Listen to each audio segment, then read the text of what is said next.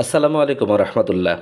সুপ্রসুধী, কাছে কিংবা দূরের, দেশে কিংবা প্রবাসের, যে যেখান থেকেই আমাদের আজকের এই ক্ষুদ্র আয়োজনে সংযুক্ত হয়েছেন, আপনাদের প্রত্যেকেই জানাচ্ছি আন্তরিক ধন্যবাদ, অভিনন্দন ও শুভেচ্ছা। আজকে মূলত আমরা ভিন্ন একটি বিষয় নিয়ে কথা বলবো, সেটি হলো নবম শ্রেণীর আইসিটি বিষয়।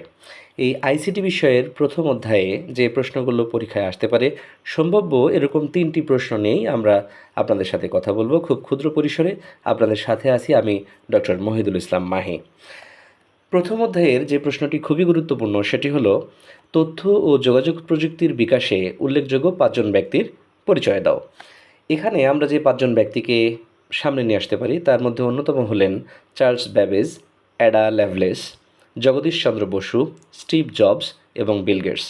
তথ্য এবং প্রযুক্তির উৎপত্তি ও ক্রমবিকাশের ক্ষেত্রে এই 5জন ব্যক্তির অবদান অনেক বেশি, অপরিসীম। সুতরাং এই 5জনকে নিয়ে আমরা সংক্ষিপ্ত আকারে একটু লিখতে পারি।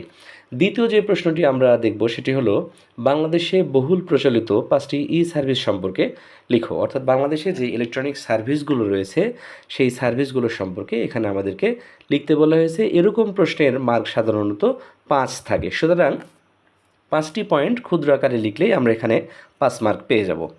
তো আমরা যে বিষয়গুলো এখানে নিতে পারি ই সার্ভিসের, তার মধ্যে 1 নম্বর হলো ই-পুরজি, 2 নম্বর হলো ইলেকট্রনিক মানি ট্রান্সফার সিস্টেম বা ইএমটিএস, 3 নম্বর হলো ই-পর্চা, 4 নম্বর হলো ই-টিকিটিং এবং 5 নম্বর হলো ই-স্বাস্থ্যসেবা বা টেলিমেডিসিন। এই ই সার্ভিস আসার কারণে আমাদের অ্যানালগ কাজের সিস্টেমগুলো পরিবর্তন হয়েছে এবং কাজের গতিবিধি উন্নত হয়েছে। আমরা 3 নাম্বার আরও একটি যে প্রশ্ন গুরুত্বপূর্ণ দেখব সেটি হলো 3টি সামাজিক যোগাযোগ মাধ্যমের পরিচয় দাও। অর্থাৎ যে সামাজিক যোগাযোগ মাধ্যমগুলো আমরা আমাদের নিত্যদিন ব্যবহার করি এবং একজনের সাথে আরেকজন পরিচিত হই, আমাদের নতুন সম্পর্ক তৈরি করি, সেই যোগাযোগ মাধ্যম সম্পর্কে এখানে লিখতে বলা হয়েছে। তো আমরা 3টি যোগাযোগ মাধ্যম যদি বলি তাহলে প্রথমেই যে বিষয়টি এসে যায় সেটি হলো ফেসবুক। ফেসবুক অ্যাকাউন্ট নেই এরকম মানুষের সংখ্যা কিন্তু খুব কমই রয়েছে এখন। 2 নাম্বার হলো টুইটার এবং 3 নাম্বার হলো ইনস্টাগ্রাম।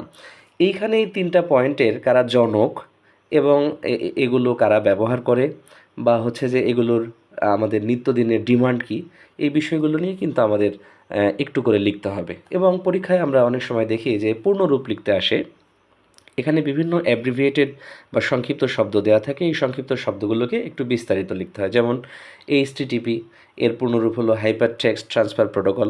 আবার ICT, information and communication technology. এরপরে এফটিপি, ফাইল ট্রান্সফার প্রোটোকল, এরকম। তো সুপ্রসুধী, এই ছিল আমাদের আজকের ক্ষুদ্র আয়োজনে। আশা করছি আপনারা সবাই বুঝতে পেরেছেন এবং প্রশ্নগুলো সুন্দরভাবে গুছিয়ে লেখার হয়তো প্রস্তুতি নেবেন এবং এখান থেকে আশা করছি যে আপনারা প্রশ্ন কমন পাবেন এবং সুন্দরভাবে গুছিয়ে লিখবেন, এমনটাই প্রত্যাশা। আপনারা যে যেখানেই থাকুন, ভালো থাকুন, সুস্থ থাকুন, ইংলিশ রাউন্ডের সাথেই থাকুন। ধন্যবাদ সবাইকে।